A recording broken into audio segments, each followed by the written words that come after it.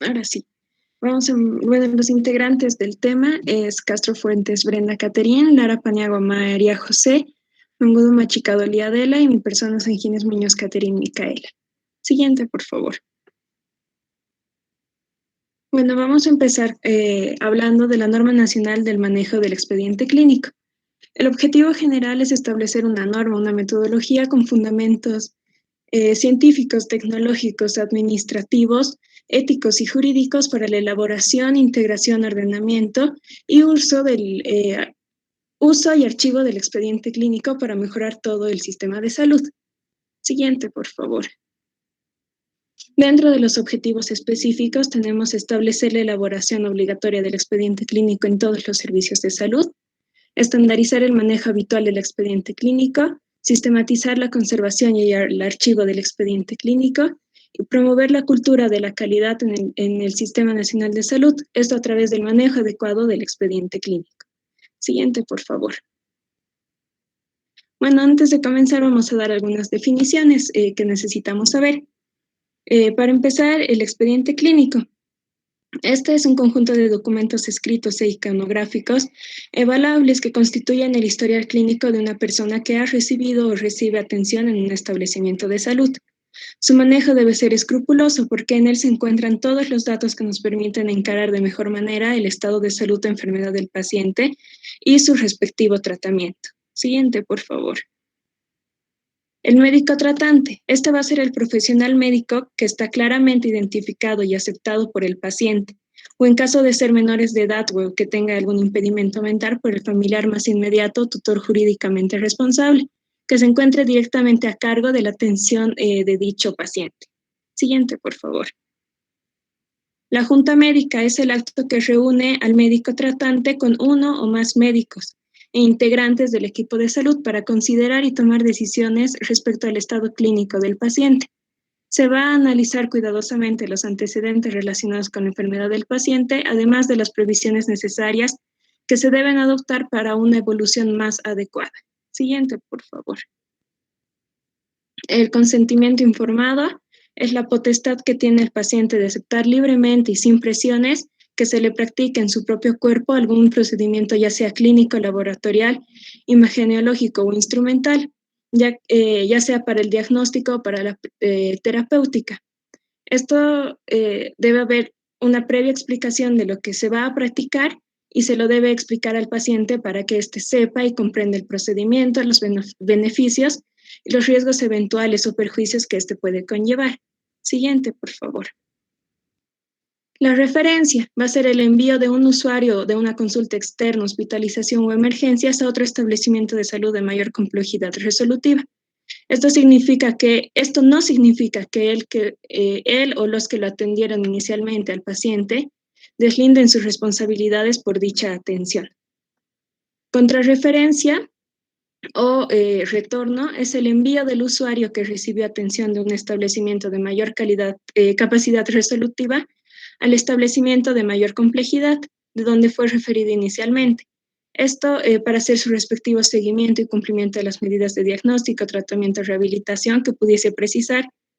Y esto de igual manera no significa que quienes lo contrarrefirieron deslinden sus responsabilidades. Transferencia va a ser el procedimiento por el cual se transfiere la atención en salud de un usuario a otro profesional, equipo de salud o otra institución. Esto de igual manera no significa que quienes lo hubiesen atendido inicialmente al paciente deslinden sus responsabilidades.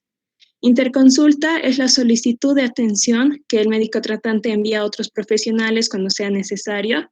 El acto médico es toda acción que está respaldada por normas y protocolos, realiza el personal que desempeña funciones en el establecimiento de salud.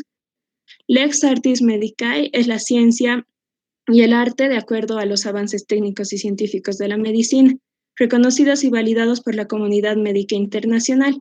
Esta es aplicada y ejercida por el profesional médico después de un proceso formal de capacitación superior universitaria. Un documento iconográfico es todo aquel documento del expediente clínico que muestra una imagen, ya sea un dibujo, una fotografía, radiografía, tomografía, una ecografía, una gammagrafía o una lámina histopatológica.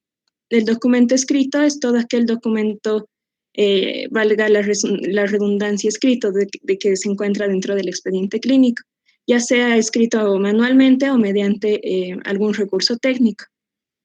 El personal autorizado es toda persona que por carácter laboral está legalmente autorizada a atender a pacientes de acuerdo a la normativa vigente, ya sea de manera independiente o institucionalmente. La prescripción es un término referido a las indicaciones que los profesionales o técnicos a cargo del paciente anotan en el expediente clínico para su correspondiente tratamiento, ya sea con fines diagnósticos o terapéuticos. Esta debe ser claramente informada y explicada al paciente. La proscripción es un término referido a las prohibiciones o contraindicaciones que establecen los profesionales o técnicos a cargo del paciente durante su atención o tratamiento. De igual manera, estos deben ser claramente informados y explicados al paciente. Siguiente, por favor. Ya vamos a hablar de las condiciones básicas del expediente clínico. Para que el expediente clínico sea un instrumento de interpretación y uso confiable, debe cumplir las siguientes condiciones básicas. Debe tener veracidad, ya que esto consiste en la descripción de todo lo referente al estado de salud o enfermedad del paciente y los procedimientos realizados para su diagnóstico, tratamiento y rehabilitación. También es de carácter científico porque consiste en el apego estricto al lex artis medicae. Debe tener integridad porque consiste en la presencia de todos los datos clínicos suficientes sobre el estado de salud o enfermedad del paciente. Este puede estar complementado por métodos auxiliares de diagnóstico y tratamiento, notas de evolución, tratamientos, consentimientos informados y por documentos administrativos. También debe estar sujeto a la norma. Es el estricto comportamiento de la norma expediente que existe para la elaboración del manejo del expediente clínico. Para esto se puede utilizar formularios u otros documentos que ya están diseñados para tales propósitos. Debe tener secuencialidad, que se refiere a los registros de atención que debe estar en una secuencia cronológica. Debe tener una disponibilidad, que es el acceso al expediente clínico en el momento en el que se lo necesite, pero bajo ciertas limitaciones que impone la norma. Debe ser exclusivo, ya que la existencia de un expediente clínico es exclusivo y específico para cada paciente del establecimiento de salud donde es atendido. Debe tener unicidad, que se refiere a la existencia de todos los formatos únicos y generales del expediente clínico para todo el sistema de salud.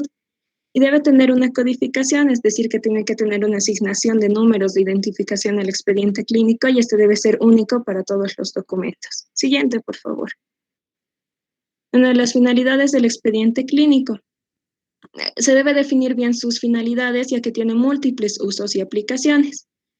Uno de los usos más importantes es el asistencial, ya que permite el registro y el monitoreo del proceso y la atención y los procedimientos aplicados en el paciente. También es utilizado para la docencia, ya que es un instrumento de enseñanza para la capacitación del personal de salud. Se utiliza como investigación porque proporciona datos para la programación, control y evaluación epidemiológica de las enfermedades prevalentes. Ayuda a la gestión y planificación de recursos, ya que es un registro único de actividades asistenciales realizadas por el equipo de salud. Este brinda información porque proporciona datos para la aplicación y cumplimientos de múltiples finalidades, además de que es una parte sustancial del SNIS, del Sistema Nacional de Información en Salud. También tiene funciones administrativas porque implica datos imprescriptibles para el manejo administrativo, financiero y no financiero de las instituciones. Tiene una finalidad jurídica legal porque es un documento de evidencia primaria sobre lo acontecido entre el paciente y las responsabilidades del personal de salud y de todo el establecimiento de salud. Ayuda al control de la asistencia, ya que a través de este se puede verificar el cumplimiento de las normas y de los protocolos sobre la calidad de la atención. Además, su última finalidad es la comunicación, ya que a través de estos registros se puede lograr un intercambio de opiniones y experiencias entre el personal de salud. Siguiente, por favor. Ya, antes de hablar sobre el contenido del expediente clínico, vamos a tener que tenemos 3 tipos de expedientes clínicos: el de hospitalización, el de consulta externa y el de emergencia. Y dentro de estos 3 va variando pequeñas cosas, pero las vamos a ir explicando de manera general. El contenido del expediente clínico. El contenido general está compuesto por 2 partes. Por el contenido asistencial, que incluye todos los documentos referidos al proceso de salud o enfermedad de la persona. y esto está avalado por quienes participan en su atención. Y tenemos el contenido administrativo, que va a proporcionar todos los datos generales que permiten identificar a cada paciente. Dentro de estos tenemos el número de historia clínica, la fecha de ingreso, hora, nombre, ocupación, edad, etc. Siguiente, por favor. Después va a venir el contenido específico. Dentro de este se va a encontrar la papeleta de internación, que es el formulario que sirve para la hospitalización del paciente. Tenemos la nota de información, que es un documento breve que se aplica provisionalmente cuando no se dispone del tiempo necesario para elaborar una historia clínica. Y esto es responsabilidad del médico de planta. Tenemos la gráfica del registro de signos vitales. Esta está diseñada en un formulario específico con los datos del paciente. Se permite el registro gráfico de los signos vitales y puede contener unas casillas adicionales como el balance hidroelectrolítico, la cuantificación de orina, el número de evacuaciones, vómitos, etc. El control y el llenado de esto es responsabilidad de enfermería. La historia clínica. Este es el documento central dentro del expediente clínico. En este se van a encontrar todos los datos del paciente, sus antecedentes personales, los familiares patológicos, no patológicos, y en caso de que sea una paciente femenina, los antecedentes gineco-obstétricos. Va a escribir las condiciones de salud o enfermedad que han sido recogidas mediante la anamnesis y el examen físico. Y concluye estableciendo los diagnósticos presuntivos, diferenciales, la consulta y el tratamiento. El responsable de la realización de este es el médico tratante. Después tenemos el consentimiento informado. Se obtiene con la firma del paciente en formularios ya diseñados dependiendo del procedimiento que se le va a realizar. Siguiente, por favor.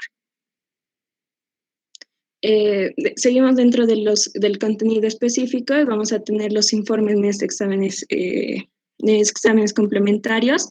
Estos son aquellos formularios o documentos que contienen la información de los exámenes o procedimientos complementarios, ya sean de diagnóstico o tratamiento que se le realizaron al paciente. Después vienen las notas de evolución, que son notas que describen cronológicamente el uso de la evolución, el curso de la evolución del estado de salud o enfermedad del paciente durante su hospitalización y durante los controles por consulta externa. Los responsables de esto va a ser el médico tratante y quienes coadyuvan en el tratamiento del paciente. Después sigue las interconsultas, que son las valoraciones clínicas o procedimentales que hacen otros profesionales autorizados a solicitud del médico tratante. Tenemos las notas de informe profesional, que son los informes clínicos de procedimientos diagnósticos o terapéuticos que están escritos por los profesionales por los que fueron realizados en el paciente. Después vienen los documentos quirúrgicos, que son los documentos relacionados a la intervención quirúrgica practicada en el paciente, los antecedentes pre, intra y postoperatorios, y se van a registrar en unos formularios específicos. Siguiente, por favor. Después de esto vienen los documentos de anestesiología, que refiere a la nota preanestésica, al protocolo anestésico y a la nota de recuperación postanestésica. Tenemos las notas de indicaciones médicas. Estas van a contener las indicaciones o prescripciones médicas, la descripción del nombre genérico, la dosis, la concentración, frecuencia, la vía de administración, los cuidados de la misma. Y su responsable de esto es el médico tratante. Siguiendo a esto vienen los documentos de enfermería, que están conformados por las notas de evolución de enfermería y el registro de los tratamientos. Después viene la episcrisis, que es el resumen de todo el contenido del expediente clínico y debe ser llenada en formularios ya diseñados. Este es un documento de suma utilidad por razones estadísticas, con fines de estudio e investigación, ya que permite el análisis rápido de un caso en particular. Y por último viene el informe de emergencias. El médico de la unidad de emergencias va a llenar este informe respectivo cuando el paciente ingrese a emergencias. Siguiente, por favor. Después de esto va a venir el contenido adicional. Estos son los documentos que pueden o no existir de acuerdo al caso. Tenemos las notas de referencia y contrarreferencia, los protocolos de autopsia, el certificado de defunción. Este va a ser un documento obligatorio que extiende el médico tratante del paciente en caso de que el paciente fallezca, ¿no? Después tenemos los informes de la auditoría médica, esto en caso de realizarse una auditoría, ya sea durante la internación del paciente o después de su alta. Tenemos la nota de egreso voluntario, que es un documento que el paciente, familiar o tutor responsable solicita con el pleno conocimiento de las consecuencias que el egreso pudiese ocasionar. Tenemos la autorización de salida temporal que se da mediante una nota firmada por el médico tratante y tenemos el certificado médico, que va a ser un informe médico emitido en un formulario expreso del Colegio Médico de Bolivia. Siguiente, por favor. Bueno, las indicaciones para el manejo asistencial del expediente clínico se va a dividir en 8, empezando por el ordenamiento y paginación. Este se va a dividir en 7 secciones fácilmente identificables y en orden cronológico, que serían documentos básicos, internación, registros de signos vitales, nota de ingreso, historia clínica, consentimiento informado. También tiene que estar conformado por los examen, notas de evolución e interconsulta, protocolos de procedimiento invasivos, ya sean quirúrgicos o anestesiológicos. Tienen que tener las indicaciones médicas y tratamiento propia de enfermería con hora de reporte. Y por último, la epicrisis de documentos administrativos. La claridad y la pulcritud. El manejo del expediente clínico debe ser cuidadoso, con letra legible y de fácil comprensión. La precisión de la descripción deben ser escritos de manera precisa, evitando reiteraciones y relatos prolongados. El apoyo gráfico, cuando sea necesario, las descripciones pueden ir acompañadas de gráficos explicativos. Eh, Identificación. Toda persona que realiza alguna anotación en el expediente clínico debe identificarse mediante firma y nombre completo y la condición laboral. En registros, todas las hojas del expediente clínico deben incluir casillas o líneas en la parte superior para poder anotar el nombre completo del paciente, servicio donde se encuentra, el número de cama. Las prescripciones deben seguir un orden específico. Primero las medidas generales, dieta, control de signos vitales, también seguido del uso de soluciones y medicamentos. Asignación de responsables y confidencialidad. Respetando los derechos de la confidencialidad del paciente, su manejo es restringido al grupo de personas que tiene una responsabilidad directa con el paciente. El requerimiento y acceso al expediente clínico.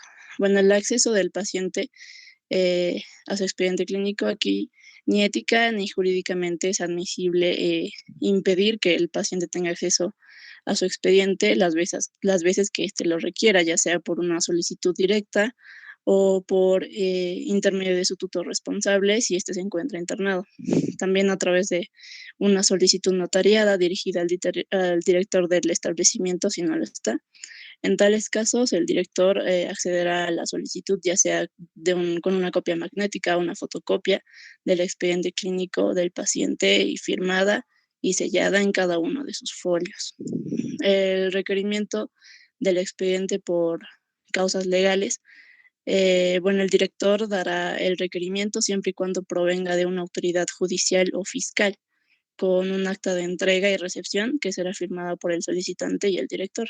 El requerimiento de auditoría médica externa o peritaje, bueno, se cumplirá el mismo procedimiento establecido en requerimiento por causas legales, y aquí se tiene que sacar una copia magnética o fotocopia del expediente hasta que el original sea devuelto mediante el llenado de un acta de devolución. Emisión de certificados o información contenida en el expediente clínico. El buen manejo del expediente requiere cumplir recaudos que permitan la emisión de información o certificación de manera oportuna y ética, transparente y veraz. Estos recaudos son, eh, primero, todo el informe contenido en el expediente requiere de una solicitud escrita dirigida al director del establecimiento. Las descripciones de la certificación deben ser precisas y libres de comentarios personales subjetivos. El uso de la terminología técnica tiene que ser evitada y, si no es posible, se tiene que aclarar el significado para hacerla comprensible en el lenguaje común. El expediente clínico debe quedar una copia de todo informe o certificación que se emite. Respecto a la información solicitada por los pacientes, las solicitudes de información clínica por parte del paciente o familiares o representantes legales deberán darse por escrito a la dirección del establecimiento con la fotocopia de la cédula de identidad del solicitante. Cualquier otro tipo de documentación solicitada precisará la autorización y o supervisión del facultativo que atendió al paciente. En ningún caso se entregará información alguna sin el visto bueno del director de la institución. La información solicitada por terceros, sobre el proceso asistencial es de dos tipos. La primera es la información sobre la ubicación del paciente. Esta información es compartida entre los servicios de información y admisión, siempre y cuando se trate de datos administrativos y salvo que el paciente quiera permanecer en el anonimato. Y la segunda es sobre el proceso asistencial, ya sea durante su realización o después del alta. Cualquier solicitud de información clínica será a través del médico que atiende al paciente. La información solicitada necesita la autorización escrita del paciente o su representante legal. Eh, Solo las solicitudes de información después del alta se harán mediante solicitud escrita y tienen que ir dirigida a la dirección. En caso de los menores de edad, incapacitados o fallecidos, otorgar la información requiere la autorización del familiar más directo o del representante legal. Para las reproducciones de documentación e iconografía, ya sea por motivo de investigación, aquí se requiere solicitar la autorización por escrito y se tiene que garantizar que en todos los casos se debe permanecer el anonimato del paciente, salvo que éste la autorice. Archivo y manejo administrativo del expediente clínico. Hablando de cierre y entrega oportuna de paciente clínico, siendo el expediente clínico la fuente principal del sistema de información de salud, su registro debe ser oportuno y resultando inaceptable su retención y su cierre tardío por más de 48 horas en los servicios de hospitalización. Y para evitar esto, es la obligación del médico ordenar su tiempo y cumplir sus labores administrativas, haciendo que el cierre del expediente clínico de manera inmediata al alta del paciente para que el personal de secretaría pueda cumplir su correspondiente envío de estadísticas dentro del plazo máximo que es de 48 horas. El tiempo de permanencia del expediente clínico en las distintas áreas es mientras dure el episodio de asistencia en consulta u hospitalización. El expediente clínico permanecerá en los distintos servicios y será la responsabilidad de los mismos. Archivo del expediente clínico. Bueno, respetando las particularidades técnicas de cada establecimiento, los expedientes clínicos serán custodiados por la unidad de archivo y estadísticas, que este tiene dos divisiones, activo y pasivo. Se define un archivo pasivo al que contiene los expedientes clínicos de las defunciones y archivo activo, el de que contiene los expedientes clínicos que corresponden al servicio de hospitalización. Estos deben ser colocados en orden alfabético según el primer apellido del paciente y manteniendo el mismo código o número que se asignó al expediente del paciente en la primera consulta o internación que se realiza en el establecimiento. El archivo especial, algunos expedientes clínicos que requieren mayor custodia se van a archivar en esta sección y son en los siguientes casos. Son en los expedientes clínicos que son solicitados por tribunales de justicia, los que son sujetos a auditoría médica externa, los que son sujetos a peritaje y sujetos a procesos administrativos. El expediente clínico extraviado es aquel expediente que no aparece en el archivo central pese a la constancia de su entrada y colocación en la división y sección correspondiente, según los propios registros del archivo. Si pasado un mes el expediente no apareciera pese a las investigaciones que fueron realizadas, se tiene que notificar el extravío a la dirección del establecimiento con una copia que quedará como una constancia en una carpeta específica en la documentación administrativa del archivo. El control de registro estadístico del expediente. Bueno, la unidad de archivo y estadísticas comparará diariamente el listado de los pacientes egresados con los expedientes clínicos recibidos. lo cual va a permitir identificar aquellos expedientes que estuviesen retenidos en un servicio de consulta externa y hospitalización. En caso de identificar alguna retención, se va a elevar el reclamo inmediato al jefe de unidad o consulta externa, y estos tienen un plazo máximo de 24 horas para realizar el envío del expediente clínico retenido. Bueno, autorización especial y exoneración. Bueno, aquí tenemos la autorización para una autopsia. En casos de fallecimiento sin un diagnóstico preciso, esta autorización es dada por el familiar inmediato o ya sea por el representante legal del paciente fallecido con una previa explicación justificatoria. Si bien la ley determina la necesidad de autopsia médico-legal en casos de fallecimientos por accidente, homicidio o ausencia de atención médica, razones éticas obligan a la máxima autoridad institucional rendir explicaciones necesarias a los familiares o al representante legal de la persona fallecida. Las salidas eventuales de los pacientes. Cuando un paciente internado desea salir del hospital sin una alta médica, tiene que firmar una nota expresa exonerando a la institución por cualquier situación de cambio o complicación en su estado de salud que pudiese presentarse posterior a la dicha salida. Retiro de menores de edad. Para evitar problemas médico-legales por la salida de menores acompañados por personas que no sean los padres o los representantes legales, el médico tratante debe autorizar la salida previa presentación de un poder otorgado por los padres o apoderados legales del menor y con una nota firmada por los solicitantes.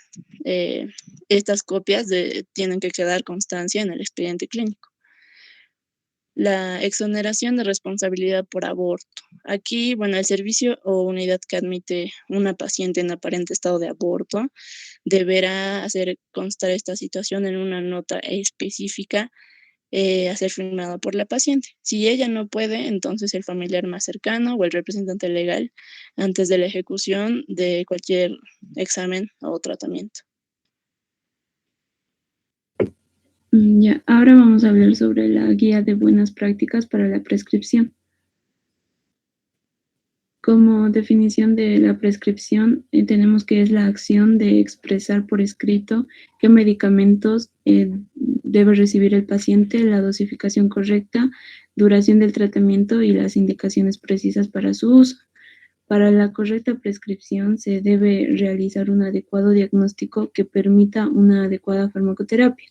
Este acto requiere de conocimientos, experiencia profesional, habilidades específicas y una actitud ética, porque el prescriptor deberá asumir la responsabilidad legal por lo que implica la prescripción. Siguiente, por favor. Los objetivos de una buena prescripción son maximizar la efectividad en el uso de medicamentos, minimizar los riesgos a los que se somete el paciente al usar los medicamentos, cuidar la seguridad e integridad del paciente, contribuir a minimizar los costos de atención en salud por medio del uso racional del medicamento y contribuir a preservar o mejorar la salud y bienestar del paciente. Siguiente. En el proceso de prescripción se consideran los siguientes aspectos que influyen en la prescripción. Aspectos normativos, que se refiere a que los médicos generales, médicos especialistas, odontólogos están facultados para dar una prescripción. Otro aspecto como la publicidad y promoción, se van a ver influenciados los métodos de prescripción por los mecanismos de publicidad y promoción. En este punto hay que tener presente que en todo establecimiento de salud nosotros tenemos que atender a los pacientes como prioridad y no a los visitadores médicos. Educación y promoción del conocimiento se refiere a la importancia de la formación de los prescriptores. El aspecto socioeconómico, acá el prescriptor tiene la responsabilidad de conjugar los factores socioeconómicos a fin de definir lo mejor para cada caso y brindar la misma oportunidad de acceso a medicamentos a toda la población.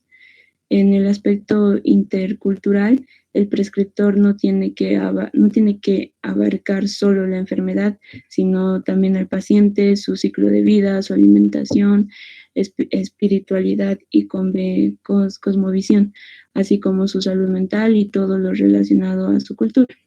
Siguiente, por favor. En el proceso de la prescripción racional se tienen los siguientes puntos: consideración de medidas no farmacológicas, determinación de uso o no de medicamentos, la correcta selección de medicamentos, la elaboración del adecuado régimen de dosificación, como instrucciones claras y completas que faciliten el cumplimiento de la terapia, el seguimiento o monitoreo de la evaluación del paciente. Estos puntos son herramientas para que los prescriptores desarrollen eficientemente el proceso de análisis profesional basándose en la evidencia científica. Siguiente, por favor. Ya. Para tener una correcta prescripción tenemos los siguientes pasos. El primer paso es definir el problema de salud del paciente. Esto se refiere a que antes de dar un tratamiento debemos establecer un diagnóstico correcto basado en una cuidadosa observancia y una historia clínica completa y sistematizada que facilita la identificación del o los problemas de salud reales del paciente quien asiste a consulta por diversos motivos. El objetivo del primer paso es establecer un buen diagnóstico. Siguiente, por favor. En el segundo paso se especifica el objetivo terapéutico. Esto se hace antes de la prescripción de un tratamiento considerando la opinión del paciente, o sea que la responsabilidad es compartida entre el prescriptor y el paciente. Valoran juntos las alternativas terapéuticas, farmacológicas o no, que contribuyan al tratamiento en mutuo acuerdo, proporcionando de esta manera el cumplimiento de lo prescripto, favoreciendo que el paciente tenga adherencia a su tratamiento. Siguiente, por favor. El objetivo de este paso es evitar el uso de medicamentos innecesarios, evitar la prescripción profiláctica innecesaria, impide tratar dos enfermedades al mismo tiempo y mejora la adhesión al tratamiento, a informar al paciente. Siguiente. El paso 3 se trata de diseñar un esquema terapéutico apropiado para el paciente. Y esto se hace sobre la base del perfil farmacológico, eficiencia, seguridad, conveniencia y costo del tratamiento. Existen también 4 orientaciones posibles para un tratamiento, que es la información y consejos, el tratamiento sin medicamentos, un tratamiento con medicamentos y la remisión al especialista. Siguiente, por favor. Para diseñar el esquema terapéutico hay que tener en cuenta también estos 2 puntos. El primero, que las pautas de administración, la primera es que las pautas de administración, dosificación y duración del tratamiento, y el segundo es que los factores, hay que tener en cuenta los factores como la edad del paciente, estado fisiológico, si la paciente está embarazada o está en lactancia, y enfermedades renales hepáticas, uso de otros medicamentos, los hábitos que tiene, entre otros. Siguiente. Se puede prescribir otros medicamentos diferentes a los que están en los esquemas oficiales con 2 condiciones. La primera es que se encuentren en la LINAME vigente y que sus costos no sean cubiertos con otras prestaciones diferentes, o que la persona beneficiaria se vea obligada a comprarlos en el mercado regular. También debe tomarse en cuenta que el médico tratante se hace responsable de estos cambios en los esquemas terapéuticos. Siguiente, por favor. El prescriptor tiene que preguntarse si la pauta de dosificación es adecuada para este paciente, porque la dosificación debe adaptarse para cada paciente y debe ser efectiva y segura. El objetivo de esto es mantener los niveles plasmáticos del medicamento dentro del margen terapéutico. Existen 3 maneras de adaptar una pauta de dosificación. La primera es modificar la dosis, modificar la frecuencia de administración o hacer ambas. La disminución de la dosis generalmente es más fácil porque se puede reducir el número de comprimidos o dividirlos a la mitad, excepto en antibióticos, porque algunos pueden necesitar concentraciones plasmáticas elevadas para ser efectivos. En el incremento de la dosis diaria es algo más complicado porque hay que doblar a la vez y hay que mantener la frecuencia de administración y esto produce una duplicación de la concentración plasmática media. Siguiente, por favor. También hay que preguntarse si la duración del tratamiento es adecuada para el paciente, porque en una prescripción excesiva el paciente recibe un tratamiento innecesario, los medicamentos pueden perder parte de su potencia, el paciente puede llegar a intoxicarse, se produce dependencia, se desperdician recursos valiosos y a menudo escasos. Y al contrario, en una infraprescripción, el tratamiento puede llegar a ser inefectivo y puede dar lugar a aplicar un medicamento más agresivo o más caro más adelante. Siguiente, por favor. El objetivo del paso 3 es establecer el uso del medicamento adecuado, establecer una pauta de dosificación y establecer la duración del tratamiento. En el paso 4 se indica el tratamiento, o sea que se va a escribir la receta. La prescripción tiene que ser escrita legible, clara y que pueda ser leída por todos para evitar errores de comprensión. La receta puede ser inútil si no se indica al paciente cómo debe administrar sus medicamentos, informar los efectos deseados y no deseados. Siguiente, por favor. Se le tiene que convencer al paciente de que no demande un medicamento, ya que la utilización de medicamentos innecesarios es inaceptable. Una norma básica que debe cumplir un prescriptor es que tiene que registrar en forma legible en un instrumento que materializa la indicación del tratamiento de uso obligatorio en todos los establecimientos de salud del sistema público o privado. Siguiente, por favor. El paso 5 trata de brindar información, instrucciones y advertencia. Hay que informar al paciente los efectos del medicamento, importancia de tomar el medicamento, efectos adversos, interacciones, instrucciones, advertencias y cuándo es su próxima consulta. Otras indicaciones que se le tiene que dar es que corrija su dieta, ejercicio físico y que corrija sus hábitos. Siguiente, por favor. El objetivo del paso 5 es verificar si el paciente entendió las indicaciones del tratamiento. Esto se puede verificar solicitando al paciente que repita la instrucción emitida y preguntarle si tiene alguna duda. En el paso 6 se supervisa la evolución del tratamiento. Hay que evaluar la respuesta y evolución del paciente y si es necesario modificar, suspender, detener o continuar el tratamiento. Este sería el objetivo de este paso. Si el paciente no vuelve, probablemente habrá mejorado. Si no mejora y vuelve, hay 3 posibles razones o combinación de estas, que es que el tratamiento no fue efectivo o el tratamiento no fue seguro o no era cómodo para el paciente. Siguiente, por favor. La supervisión puede ser pasiva o activa. En una supervisión pasiva la realiza el propio paciente por la información que se le dio referente a posibles resultados. La supervisión activa la realiza el prescriptor de acuerdo a la condición particular y enfermedades del paciente.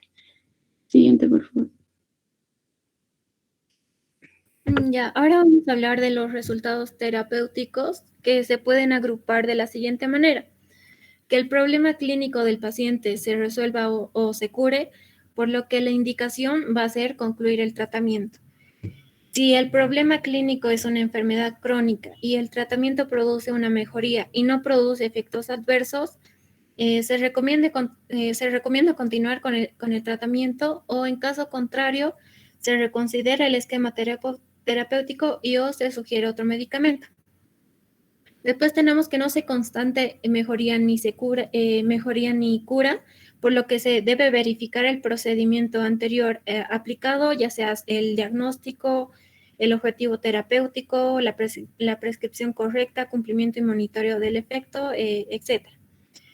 Que se constate la presencia de efectos adversos, se debe evaluar la severidad del efecto y de acuerdo a la magnitud se define si es conveniente continuar o suspender el tratamiento farmacológico, y la presencia de reacción adversa al medicamento debe reportarse al Comité de Farmacia y Terapéutica, al Centro Hospitalario de Farmacovigilancia, al Centro Departamental de Farmacovigilancia y al Centro Nacional de Farmacovigilancia de la UNIMED del Ministerio de Salud. Siguiente.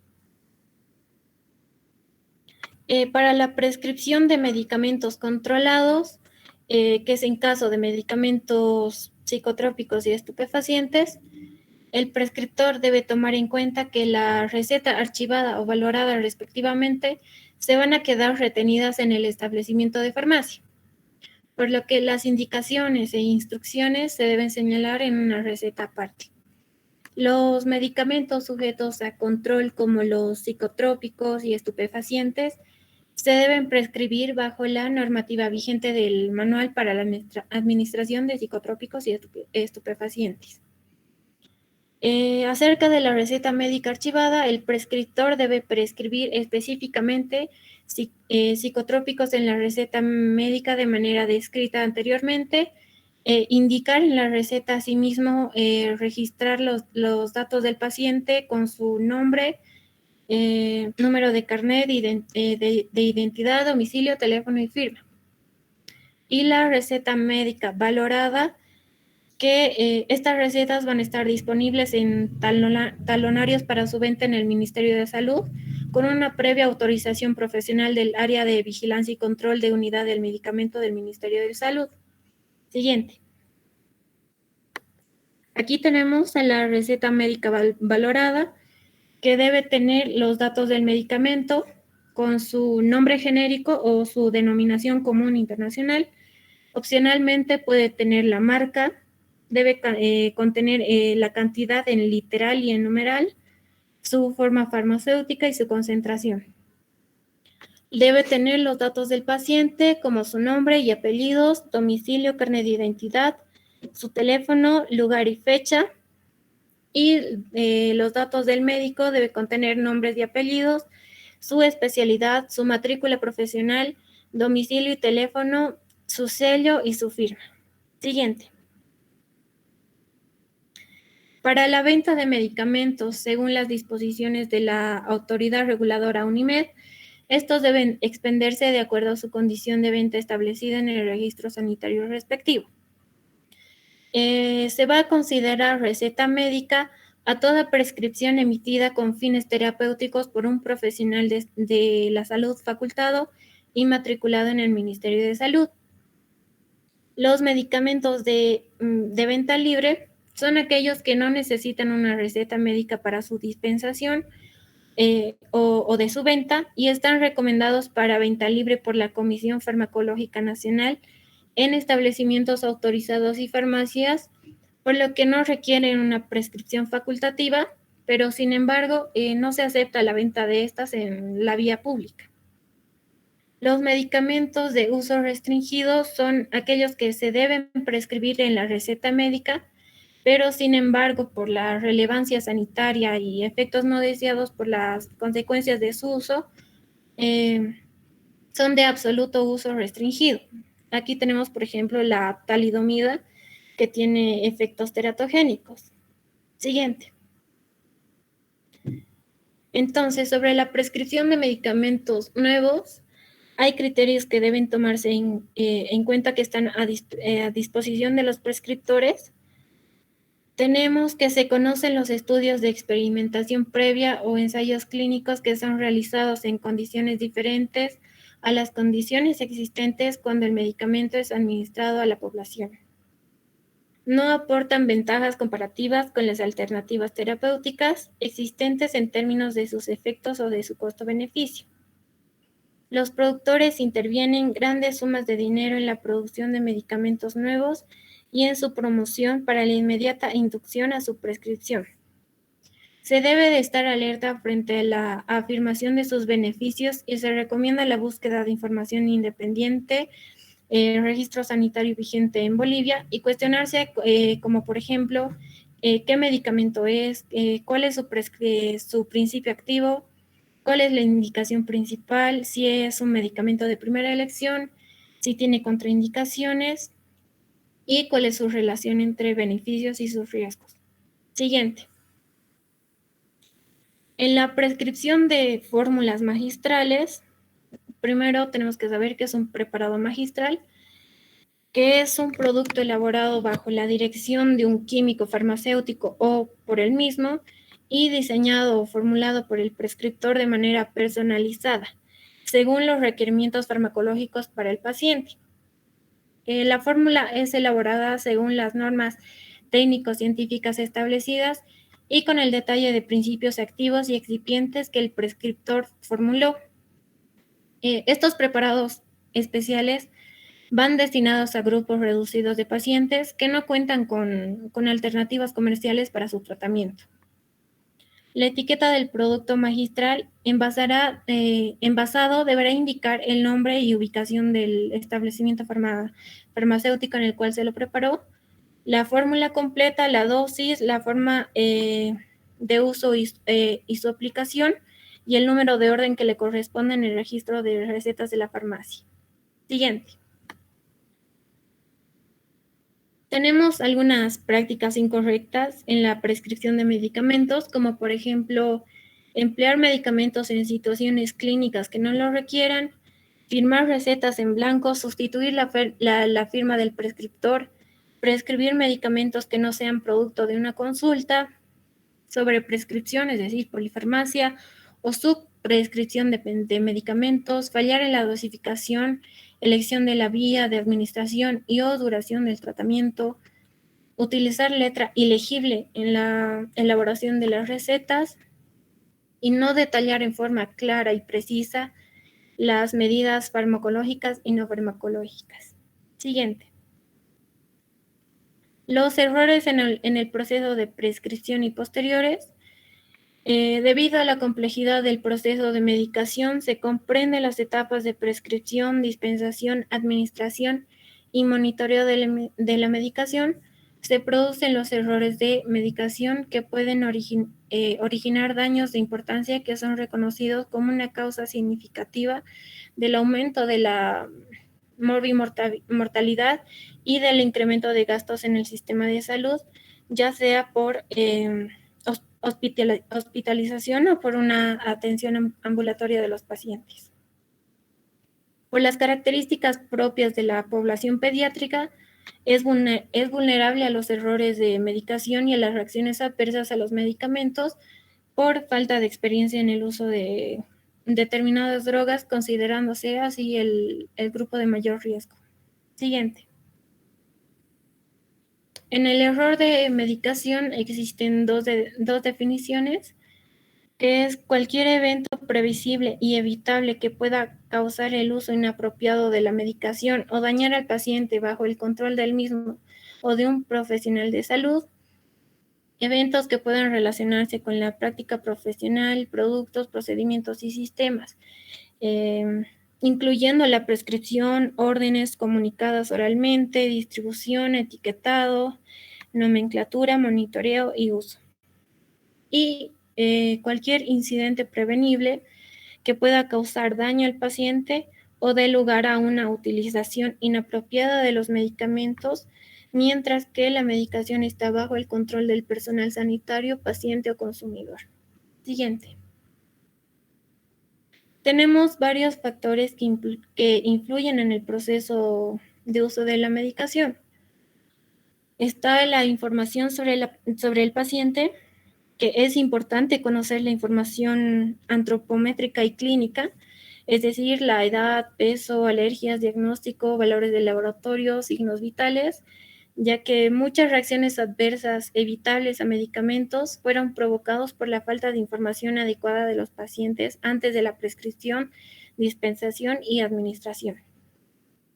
Otro factor son las abreviaturas peligrosas, que se debe evitar su uso ya que pueden originarse confusiones. Tenemos en el caso de la abreviación AZT, de la sidobudina y de la acitromicina, y la DFH, que se lo utiliza en la difenhidramina y la difenilhidrantoína. Otro factor es la información sobre medicamentos, que debe haber un acceso del equipo de salud a fuentes de información científica, es decir, libros oficiales, revistas, boletines y bases de datos. La comunicación, que para evitar errores debe existir coordinación y comunicación de los integrantes del equipo de salud y en general del personal sanitario como ser los médicos, enfermeras y farmacéuticos. El etiquetado, embalaje y nomenclatura. Se debe contar con sistemas de dosis unitaria, estandarizar horarios de medicación y las concentraciones adecuadas, a establecer el correcto etiquetado de soluciones a infundir por cualquier vía, incluyendo la identificación del paciente que la recibe. También se debe restringir el inventario de los medicamentos que sean potencialmente peligrosos y de esta manera evitar errores relacionados a la identificación de los medicamentos. La educación permanente del personal y profesional técnico mediante un monitoreo de reacciones adversas, protocolos y procedimientos relacionados al uso de medicamentos para la administración de los mismos. La educación al paciente, donde el usuario deberá tener toda la información necesaria del medicamento, como el nombre genérico, las indicaciones, dosis usuales y posibles efectos adversos e interacciones con otros medicamentos y alimentos, y tener establecido ya un nivel de alerta. Siguiente. Entonces, para la detección y notificación de errores de medicación, se recomienda establecer procedimientos institucionales internos que están destinados a lograr una rápida detección y notificación de errores. Los errores de medicación se clasificarán de acuerdo al grado de severidad en los siguientes. Tenemos al error de potencial, que es una circunstancia o acontecimiento con capacidad de causar error. El error producido sin lesión, donde no llega al paciente, llegó al paciente sin lesionarlo, llegó al paciente sin lesionarlo, pero precisó de monitorización. Siguiente. El error producido con lesión, que precisó de tratamiento o intervención y causó una lesión temporal, precisó hospitalización y causó lesión temporal, produjo una lesión permanente o donde se produjo una situación cercana a la muerte, y el error producido con muerte, donde se produjo la muerte del paciente. Siguiente. Entonces, ¿cómo se debe actuar para disminuir los errores de medicación? Se debe establecer un equipo multidisciplinario de médicos, enfermeras, farmacéuticos y dedicarle tiempo y condiciones para lograr la seguridad en el proceso del uso del medicamento y evitar que este error llegue al paciente. Entonces, los objetivos que debe lograr el equipo multidisciplinario son promover un acercamiento para reducir los errores de medicación, recomendar y facilitar los cambios necesarios en el sistema para prevenir errores, educar al personal sobre los errores que se basan en el sistema impuesto y su prevención, aprender de los errores ya ocurridos en esta y otras organizaciones, confeccionando reportes y alertas. Quien más errores reporte tendrá una mayor oportunidad de progresar en la disminución de errores y sus efectos. Es decir, que el reporte de errores nos va a servir para valorar y medir la calidad y seguridad de las instituciones. Siguiente. Las estrategias para promover una mejor prescripción. Se debe capacitar a prescriptores en temas de uso racional de medicamentos. Las instituciones en salud deben promover programas de capacitación continua a sus profesionales para lograr cambios en hábitos de prescripción inapropiados. Se debe realizar la prescripción según el nivel de atención o capacidad resolutiva del establecimiento de salud. Los profesionales éticos tienen el deber de transmitir los conocimientos técnicos que permitan realizar una labor efectiva y procurar la máxima calidad en la atención de la salud. Siguiente. Se debe disponer de información objetiva, donde la prescripción racional debe estar sustentada en información científica y la disponibilidad de información confiable, objetiva, imparcial y actualizada que nos va a permitir tomar decisiones acertadas.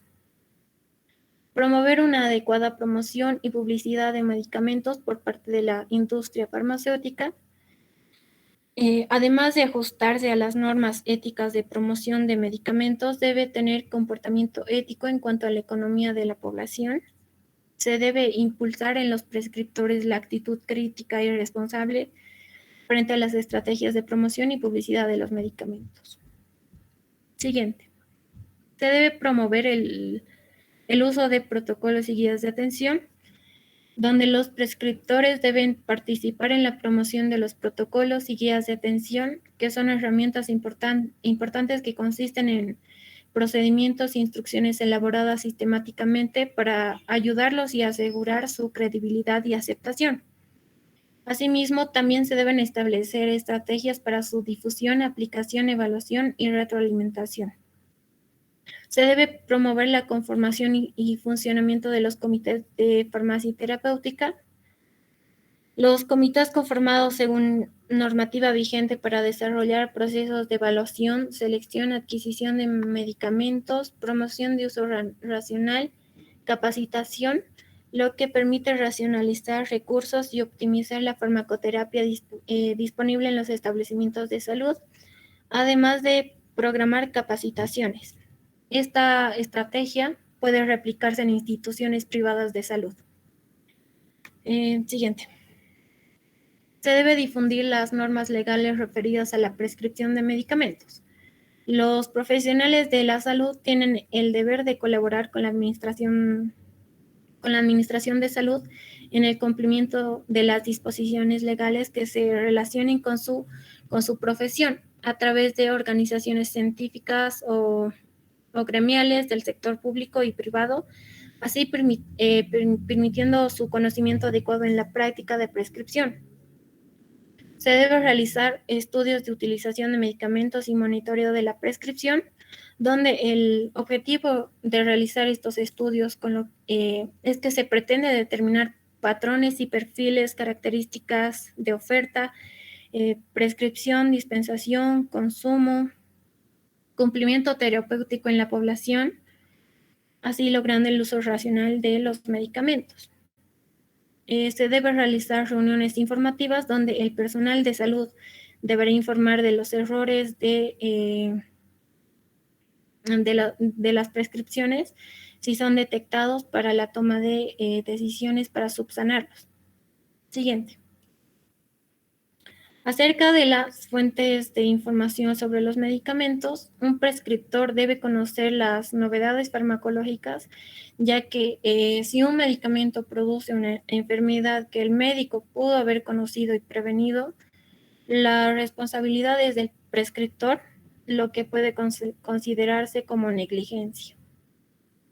Un prescriptor puede mantenerse al día y elegir sus fuentes propias de información. Tenemos manuales de referencia que pueden ser de farmacología clínica o general en nuevas ediciones que son revisadas cada 2 a 5 años y dan información actualizada. Por ejemplo, tenemos a The Extra Pharmacopeia de Martindale, que contiene información detallada sobre la mayoría de los fármacos, el libro Drug Treatment de Avery, que es más adecuado para prescriptores interesados en farmacología clínica, el manual de Mailer Side Effects of Drugs, que tiene información actualizada y detallada sobre los efectos indeseados de los medicamentos identificados en todo el mundo, y el Manual de Prestaciones de Seguros de Salud del Ministerio de Salud. Siguiente.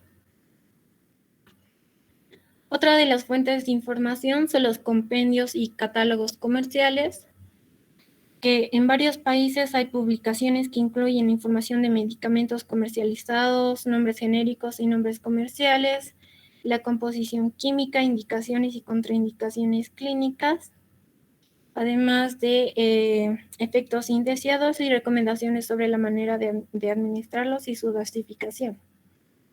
Tenemos a la lista de medicamentos esenciales y formulario terapéutico nacional.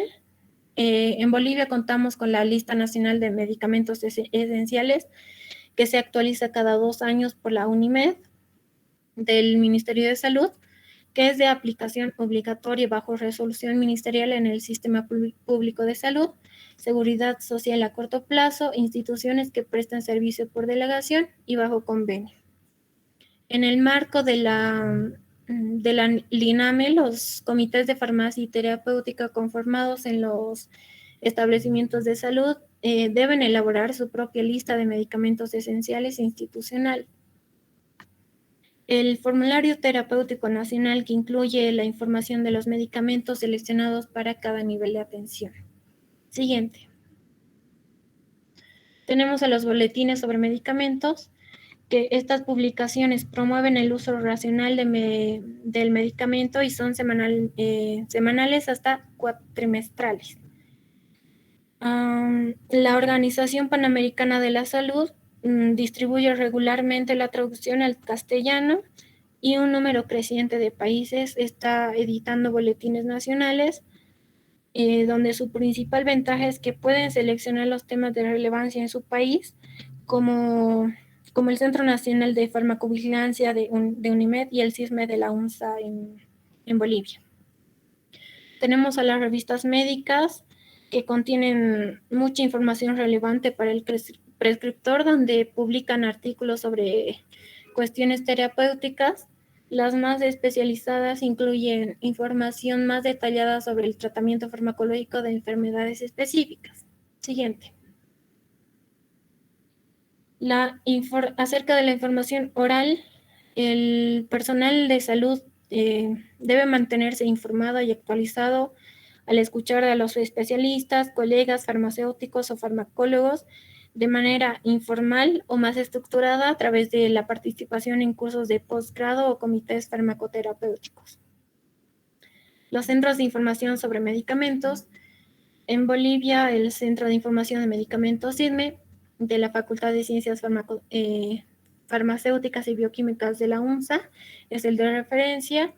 Los profesionales sanitarios y usuarios pueden asistir a obtener orientación relativa al uso de medicamentos. La información moderna permite mejorar las bases de datos de estos centros de información. Tenemos a la información electrónica, que es recomendable almacenar información sobre los perfiles de medicación de los pacientes en los establecimientos de salud, lo que resulta en contribución útil para la prescripción. No así sustituye la selección de un prescriptor informado que conoce las necesidades de cada paciente. Siguiente. Y finalmente tenemos las fuentes de información producida por los laboratorios farmacéuticos, donde los medios de comunicación que utiliza la industria farmacéutica para la diseminación de información son los visitadores médicos, anuncios en revistas médicas y envíos por correo. Los estudios realizados en varios países demuestran que más de un 90% de los médicos son visitados por estos visitadores médicos, y una gran parte de ellos confía como fuente de información terapéutica, pero también se demostró que es menos adecuada para su prescripción. Además, que es recomendable de aceptar la visita de un visitador médico, optimizar el tiempo invertido obteniendo la información que necesita el fármaco y su costo, y al inicio de la visita se debe solicitar la ficha técnica del fármaco presentado y que es aprobado oficialmente por la Comisión Farmacológica Nacional del Ministerio de Salud, y durante la presentación ir comparando las afirmaciones verbales con las del texto oficial. Como ya mencioné anteriormente, se usa solo información de origen comercial. No es favorable para la práctica clínica, para mantenerse actualizado, ya que esta fuente tiene sesgos a favor de ciertos productos, lo que da lugar a una prescripción irracional. Por lo que no se recomienda usar la información comercial aisladamente respecto a otras fuentes más científicas y objetivas. Eso es todo. Gracias.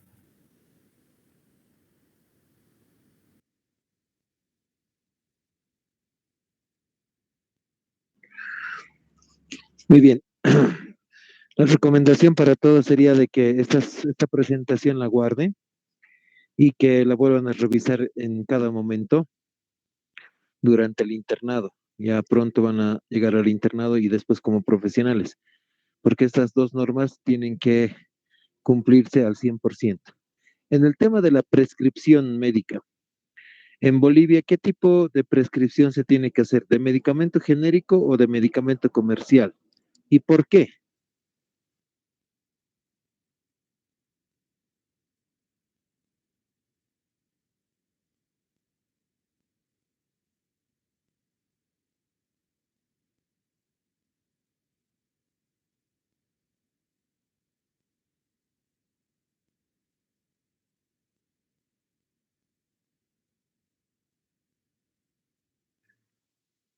¿Se escuchó la pregunta?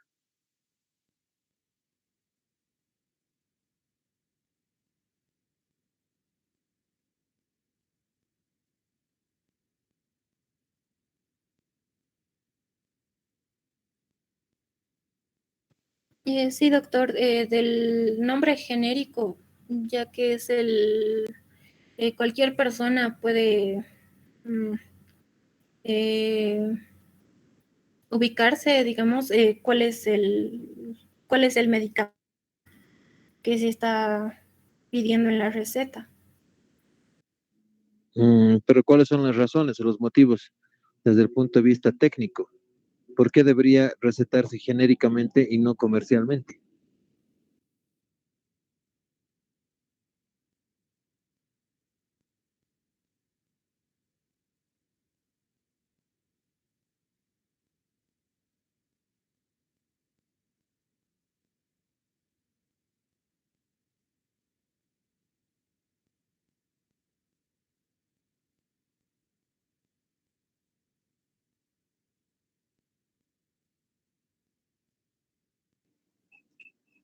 ¿Alguien del grupo puede contestar, por favor?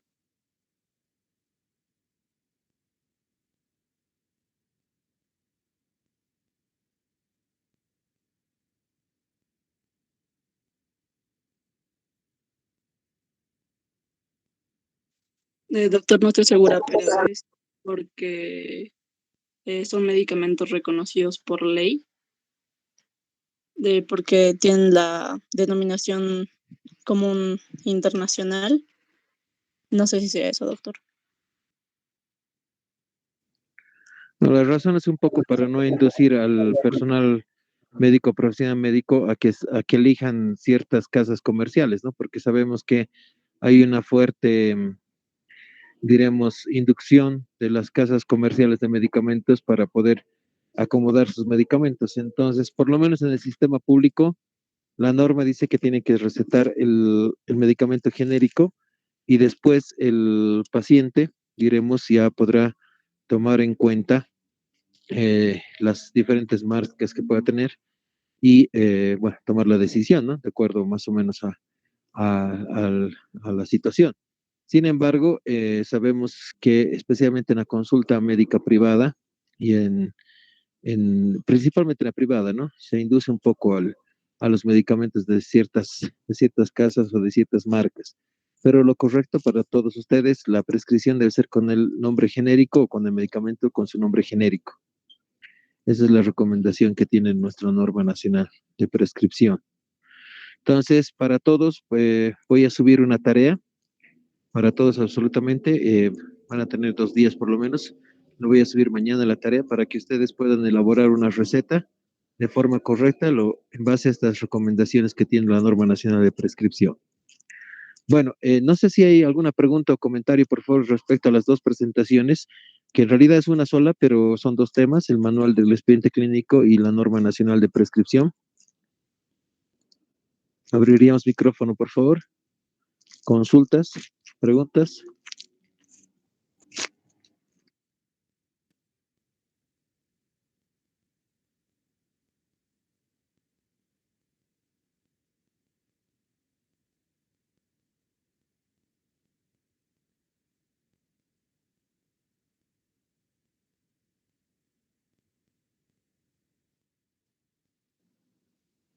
Muy bien. Vamos a hacer, por favor, la presentación en cuanto a lo que son los indicadores hospitalarios. Sin embargo, la explicación y los ejercicios que vamos a hacer lo vamos a dejar para la siguiente clase, pero me gustaría que podamos adelantar en la presentación. Terminamos esa presentación y con eso habríamos acabado la clase de hoy. Por favor, el grupo de indicadores, ¿pueden hacer su presentación? Está bien, doctor.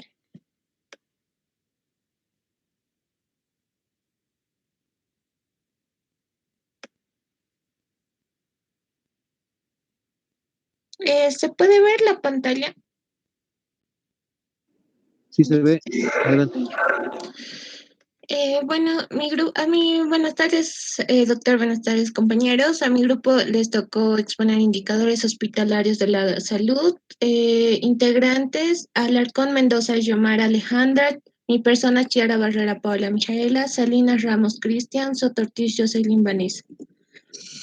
Introducción de los indicadores. Los indicadores son uno de los instrumentos de gestión de calidad más importante y usados en una organización. Es una expresión matemática del cociente y generalmente se basa en la tasa, proporción o razón, pudiendo ser cualquier otro tipo de valor lógico. Estas son medidas que también facilitan lo que es la cuantificación y la evaluación de las diferentes situaciones de salud a lo que es una población o el desempeño de la institución o sistema. Se proporcionan bases para análisis y evaluación de una situación sanitaria y la toma de decisiones que respalda en la evidencia, la planificación y una programación de salud. Según Morgenstern, que era un económico alemán, medir variables de salud abarca diferentes niveles de medición que pueden generarse de dos maneras. La primera es por la observación directa de la persona, como por ejemplo la presión arterial de las personas, el acceso de las personas a los servicios de salud cuando lo necesitan. El segundo es por la observación de un grupo poblacional o un lugar mediante tasas o proporciones como la tasa de prevalencia de hipertensión o el porcentaje de adolescentes entre 15 y 19 años de edad que son madres y media de consumo de sal per cápita en un municipio y medianas, que es mediana de supervivencia de enfermos de cáncer. Hay las mediciones generadas a partir de la observación de grupos o lugares que se usan para generar indicadores. Estas se clasifican en mediciones consolidadas de salud, que son mediciones que ven lo que son las medidas, proporciones que resumen las observaciones de individuos en cada grupo, observando como por ejemplo la tasa de prevalencia de hipertensión en mujeres y en hombres en un grupo etario. En otras palabras, estas miden lo que es la salud de la población. En las mediciones ecológicas o ambientales, estas se refieren a las características físicas del lugar en donde los grupos de la población viven o trabajan. Algunas de estas características pueden ser difíciles de medir, como por ejemplo la exposición a la contaminación atmosférica o las horas diarias de luz solar a vectores de dengue, que son factores externos al individuo. También vamos a tener lo que son las mediciones globales, que son atributos del grupo o del lugar sin análogos del nivel individual. Esto se refiere a lo que es la densidad poblacional, al índice de desarrollo humano, al Producto Interno Bruto per cápita y se considera indicadores contextuales. En la construcción de indicadores. La construcción de indicadores es un proceso de complejidad de variable que va desde el recuento directo, como por ejemplo los casos nuevos de gripe en la semana, hasta el cálculo de proporciones, razones, tasas o índices más sofisticados, que son el índice de esperanza de vida al nacer. Y acá vamos a ver una fórmula que es el índice de esperanza de vida al nacer, que es el valor efectivo menos el valor mínimo sobre el valor máximo menos el valor mínimo. Generalmente encontraremos en su formulación el evento que queremos medir, en el numerador, la población expuesta definida en el denominador, y también vamos a ver lo que es el constante para expresar porcentajes o tasas. Vamos a ver también los usos de los indicadores de salud. La elaboración de estos indicadores no tienen como perspectiva contemplativa su distribución espacial o temporal o exclusivamente documental.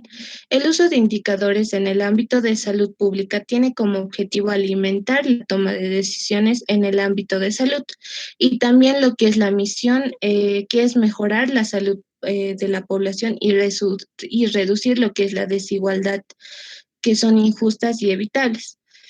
En algunos autores que han hecho propuestas acerca de los usos de indicadores de la salud, dijeron que entre las principales de las aplicaciones se encuentran las siguientes, que son la descripción, que son los indicadores de salud que pueden usarse para describir, como por ejemplo las necesidades de atención de salud de una población, así como la carga de enfermedad en grupos específicos de la población. Y también la descripción de las necesidades de salud de una población puede dirigir las decisiones en cuanto al tamaño y la naturaleza de las necesidades que deben atenderse. Vamos a tener también a lo que es la predicción o pronóstico, que son los indicadores de salud que pueden usarse para prever los resultados en relación al estado de salud de una población o de un grupo de pacientes en pronóstico. Estos indicadores se usan para medir lo que es el riesgo y el pronóstico individual, así como las predicciones de la carga de enfermedades de un grupo de población. La explicación, estos son los indicadores de salud que pueden ayudar a comprender por qué algunos individuos de una población son sanos y otros no. En este caso, es posible analizar los indicadores según los determinantes sociales de la salud, como son los roles y las normas de género, y la pertenencia de una etnia y los ingresos y el apoyo social que tienen interrelacionados entre ellos. Vamos a tener también a lo que es la gestión de sistemas de mejoramiento de calidad, que es la producción y observación regular de los indicadores de salud, que pueden además suministrar lo que son la retroalimentación con el objetivo de mejorar la toma de decisiones en diferentes sistemas y sectores, como por ejemplo los avances de la calidad de los datos y los indicadores generados de los estados OPS, y que se deben de gran medida a la mejora de sistemas nacionales de la salud al momento de recopilar. En la evaluación vamos a ver que los indicadores de salud pueden reflejar los resultados de las intervenciones de la salud, y también es el monitoreo de estos indicadores que pueden reflejar la repercusión de políticas, programas, servicios y acciones de salud. Vamos a tener también a lo que es la promoción de la causa, que estos son los indicadores que pueden ser como herramienta a favor o en contra de ciertas ideas o ideologías en diferentes contextos histológicos y culturales. Vamos a tener lo que es la rendición de cuentas, que este es el uso de indicadores de salud que puede satisfacer la necesidad de información sobre riesgos, patrones de enfermedad y muerte, y tendencias temporales relacionadas con la salud para una diversidad de públicos y usuarios como los gobiernos, los profesionales de salud, los organismos internacionales, la sociedad civil y la comunidad en general. En la investigación, la simple observación de la distribución temporal y espacial de los indicadores de salud en grupos de la población puede facilitar lo que es el análisis y la formulación de la hipótesis que expliquen las tendencias y las discrepancias observadas. En los indicadores sensibles al género, estos son los indicadores que toman en cuenta el género, que mide las brechas entre hombres y mujeres que son consecuencia de diferencias o desigualdades de los roles, normas y relaciones de género. También proporcionan evidencia sobre la diferencia que se puede observar entre el hombre y la mujer y lo que es en un indicador de salud, como la mortalidad, la morbilidad, los factores de riesgo, la actitud en cuanto a la búsqueda de servicios de salud. Ese es el resultado de desigualdades de género. También vamos a hablar sobre los tipos de indicadores. Esto para medir la calidad de la atención de los indicadores pueden aplicarse 3 elementos básicos del sistema en el sistema de organización o empresa de salud. Vamos a tener lo que es la estructura, que mide la calidad de las características del marco en que se presentan los servicios y el estado de los recursos para prestarlos. El proceso, que miden de forma directa o indirecta la calidad de actividades llevadas a cabo durante la atención al paciente. Y vamos a tener lo que es los resultados, que están centrados en la evaluación de indicadores globales que se orientan sobre la evolución y el cumplimiento de los objetivos de la organización de las actividades que están realizadas durante el proceso de la atención. Este análisis de los resultados de la atención de salud ofrece también oportunidades para valorar lo que es la eficacia y la eficiencia de las prácticas médicas. Ejemplos de indicadores de proceso, vamos a tener lo que es la demora de la asignación de turnos, razón de ecografías ambulatorias con 1.000 consultas, tardanza en la atención efectiva del equipo al domicilio, el porcentaje de consultas por guardia de emergencia, prácticas no relacionadas con el diagnóstico, solicitudes de los profesionales por encima de los estándares, porcentaje de historias clínicas sin epicrisis a las 72 horas de alta. También vamos a tener lo que son las facturaciones mensuales de las prestaciones, débitos sobre la facturación, variaciones de la facturación en relación con los cambios introducidos en el sistema de nuevos planes, los pacientes satisfechos con la atención global, el crecimiento de la cartera de adherentes, reducción de infecciones intrahospitalarias. En los indicadores hospitalarios, estos son los hospitales que son de estructuras de servicio social en las cuales se encuentran involucrados recursos humanos, físicos, financieros e insumos que son los factores de producción para responder a las necesidades sentidas de la población con la relación a la conservación de su salud. Vamos a tener una fórmula que es el número de camas por médico, que es camas por médico, número de camas dispuestas censales en el periodo sobre el número de médicos de camas de hospitalización en el periodo por 1.000. Este es un tipo de indicador que es este tipo de indicador de disponibilidad y de oferta del recurso de cama por cada médico. El mismo es comparado con el estándar. Es una relación aceptable que es de 5 a 6 camas por cada médico de los servicios de hospitalización. Para los hospitales que vemos de segundo nivel, el estándar es de 6 camas por médico y para los hospitales generales e institutos especiales es aceptable 5 camas por médico. Esta se obtiene de WINSIN, que es el sistema informático.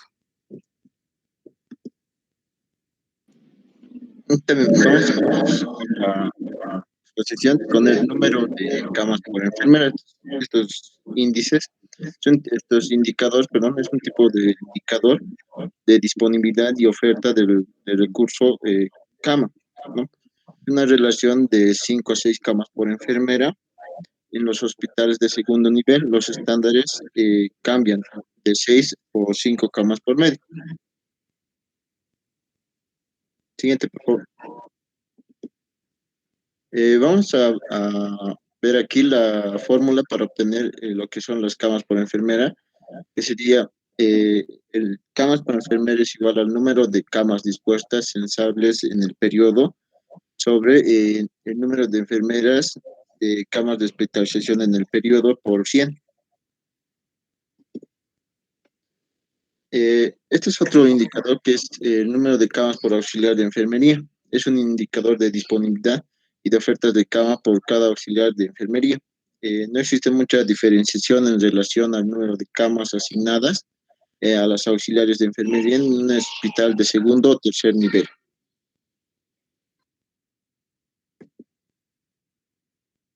La fórmula para obtener este indicador sería camas por auxiliar de enfermería es igual al número de camas sensible en el periodo por el número de auxiliares de enfermería por 100.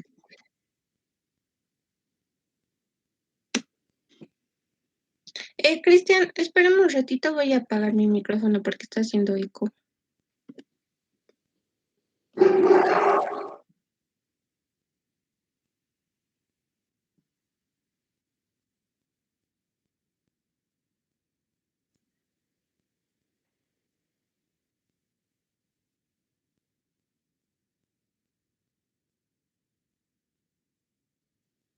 Ya, este es un indicador de días de camas disponibles, una medida que va a determinar la capacidad de disponibilidad y oferta de servicios de un determinado número de camas. Está asociado a otros indicadores, como los anteriores, por ejemplo. Con estos índices, la administración del hospital puede programar el presupuesto de la institución para la oferta y la disponibilidad de la cama. La fórmula para los días de camas disponibles, o DSD, es el número de camas de todos los servicios por número de días del mes.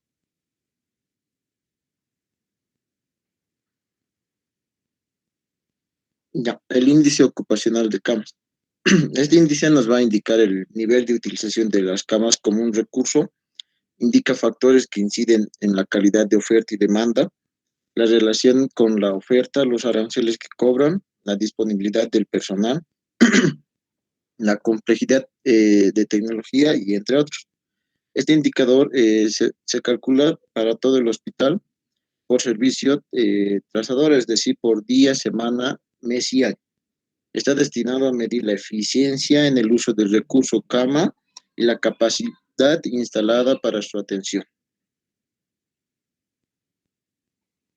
Nos va a indicar también la capacidad de servicios que una institución de salud puede ofrecer a cierta cantidad de usuarios. Sirve para también evaluar la capacidad que se tiene y los requerimientos de inversión a futuro y determinar un punto de equilibrio de la costabilidad de la cama. La fórmula del índice ocupacional de camas es el índice ocupacional de camas es igual al número de días de camas ocupadas al mes sobre el número de camas disponibles por 95. La estancia promedio hospitalaria. Este promedio nos va a mostrar el número de días promedio en que han permanecido hospitalizados los usuarios egresados. El promedio, su fórmula vendría a ser el promedio de estadía, número de días de camas ocupadas al mes sobre el total de ingresos al mes por 100. Bueno, en el intervalo de sustitución, que es otro tipo de índice, en este periodo de tiempo promedio, que pueden ser días o fracción de día, que una cama con todos los servicios de salud se encuentra desocupada. ¿Cuál es el objetivo? El objetivo es determinar el tiempo en que pertenece la cama vacía entre un egreso y el subsiguiente ingreso a la misma cama. Siguiente, por favor. Bueno, con lo que les dije eso es la salida de un paciente, cuánto tiempo o cuánto prevalece más o menos la cama vacía. Generalmente puede ser fracción de día o a día y medio máximo a lo que ingresa otro paciente. Siguiente, por favor. Ya, aquí tenemos la fórmula con lo que es el intervalo de sustitución, que es igual a días de cama disponible menos días de cama ocupada sobre el egreso en el mismo periodo, que es el total de egresos. Ejemplo, si en la sala de medicina en un mes tuvimos un 23% de camas disponibles y un 77% de camas ocupadas, con un total de egresos de 45 pacientes. Reemplazamos todo y nos sale 1.2. La interpretación sería que mide el tiempo que pertenece, como dije, la cama vacía de un egreso al subsiguiente ingreso. Su tiempo de sustitución es de 1.2. Siguiente, por favor. Otro tipo de indicador sería rotación o giro, también llamado, que es el indicador de rendimiento que denota la productividad del paciente que ingresan por cama sensable. ¿Qué quiere decir? Que aquí se hace conocer el promedio del uso de una sola cama. Siguiente, por favor. Ya, la fórmula es el índice de rotación igual a egresos de un periodo de tiempo dado, que puede ser un mes generalmente, sobre el promedio de camas reales del mismo periodo. Tenemos un ejemplo, una tabla, dependiendo los días que estamos, y sea un mes, cuántas camas disponibles tenemos en ese mes y cuántos egresos ha habido en ese mes. Entonces, el valor que representa el número de pacientes que usaron la misma cama en un periodo determinado. Acá tenemos un promedio más o menos de 6.16, que como pueden ver ahí abajo es 154, que son los números de egresos, sobre 25, que son las camas disponibles. Siguiente, por favor. La mortalidad hospitalaria vamos a dividir en 5. La tasa de la mortalidad hospitalaria temprana a las 48 horas, la tasa de la mortalidad hospitalaria tardía o mortalidad hospitalaria neta, también conocida como mortalidad hospitalaria bruta, que son las más conocidas en el país. Después viene la tasa de mortalidad perinatal, la mortalidad neonatal precoz y la mortalidad neonatal tardía. Siguiente, por favor. La mortalidad hospitalaria temprana 48 horas es un indicador que muestra la relación de egresos por muerte antes de las 48 horas de ingreso respecto al total de usuarios de egreso en el mismo periodo multiplicado por 1000. ¿Qué nos quiere decir? Que la mortalidad intrahospitalaria en las primeras 48 horas tiene una relación muy directa con las causas de ingreso del usuario. Tenemos como límite la interpretación que tiene que ver con la complejidad de los servicios demandados con la capacidad resolutiva del hospital. Ahí vamos a tener la fórmula que es la mortalidad antes de las 48 horas, que es el total de fallecidos antes de las 48 horas del ingreso al servicio de la hospitalización dividido entre el total de egresos por 1000. Para esto nos van a dar unas tablas del sistema clínico de estadísticas. Un ejemplo es que va a haber un total de fallecidos de 83 dividido entre 1251, digamos. Por 1000 nos saldría 72. ¿Qué es 72? Por cada 1000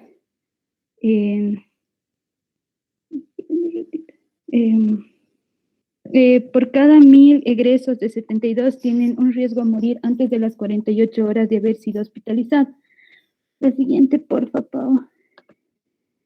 Ya, aquí vamos a tener lo que es la mortalidad tardía. Es la relación entre el número de fallecidos entre las 48 horas después del ingreso por 1000. El número de egresos de muerte de un paciente después de las 48 horas del mes dividido entre el total de egresos del mes. Esto va a tener una estadística del 3 al 4%. Si pasamos este porcentaje, se supone que estamos aumentando la estadía de mortalidad hospitalaria. La siguiente, Pau, por favor.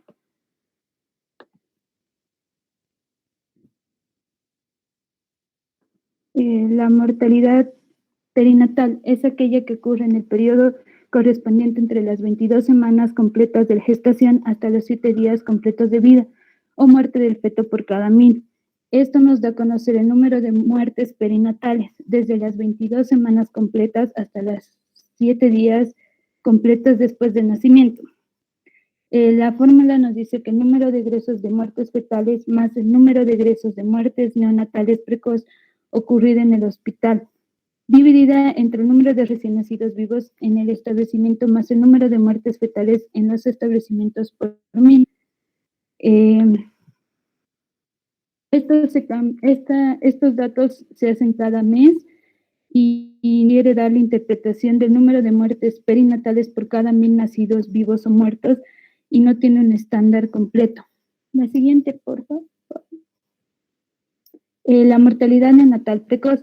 Esto indica los fallecidos durante la primera semana por cada 1000 recién nacidos vivos. Su objetivo es evaluar la calidad de la atención brindada al recién nacido y la capacidad del servicio a resolver oportunamente las afecciones potenciales mortales de esa edad.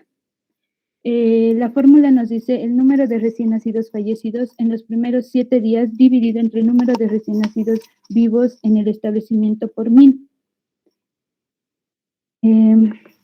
Esto nos quiere dar, su interpretación corresponde al número de fallecidos menores a 7 días por 1000 nacidos vivos en el hospital durante un periodo. No tiene un estándar y se hace cada mes. La siguiente, Paito, por favor. La mortalidad neonatal tardía es la relación entre el número de fallecidos de 8 y 28 días, que es el número de nacidos vivos en un periodo por 1000 nacidos vivos. Esto nos da a medir muertes ocurridas entre el 8º y 20º día después del nacimiento. La fórmula nos dice que el número de recién nacidos fallecidos entre 8 a 28 días dividido entre el número de recién nacidos vivos en el establecimiento por 1000. Esto nos da a interpretar que es el número de recién nacidos fallecidos en la primera semana de vida por cada 1000 nacidos. Esta mortalidad se cambia cada mes y no tiene un estándar establecido. La siguiente, aquí tenemos un ejemplo donde nos dice, nos van a dar, para sacar todos los datos de la mortalidad, nos van a dar esta tablita es trimestral. La siguiente, Pau, y lo único que nosotros vamos a hacer para sacar la tasa de mortalidad es reemplazar datos, como podemos ver en el ejemplo de ahí. Y eso es todo, muchas gracias.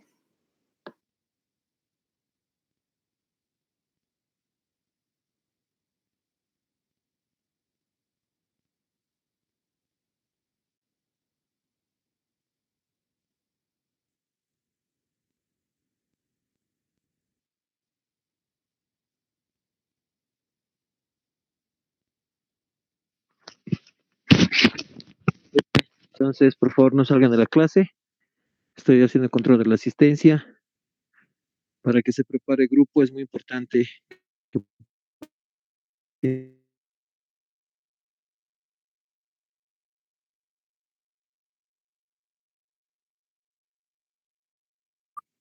y para todos voy a subir también un ejercicio que lo vamos a resolver en la clase de la próxima clase, próximo martes, ¿de acuerdo?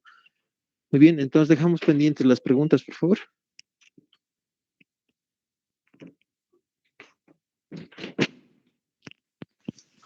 Muy bien, ya está controlada la sesión. Gracias. Gracias Doctor. a todos y todas. Sí, adelante. Doctor, ¿qué teníamos que buscar, doctor? Disculpe, se entrecortó. Ya. el concepto de cama hospitalaria, concepto de cama disponible y el concepto de cama ocupada. ¿Ok? Está bien, doctor, gracias. Ah, ¿y qué es cama transitoria también? Cama transitoria. ¿Y qué es cama de emergencia? Muy bien, gracias a todos y todas. Hasta la próxima clase. Hasta luego. Solo- Hasta Hasta luego, luego, doctor. doctor. Gracias. Hasta luego, doctor. Hasta Hasta luego, luego. Gigi.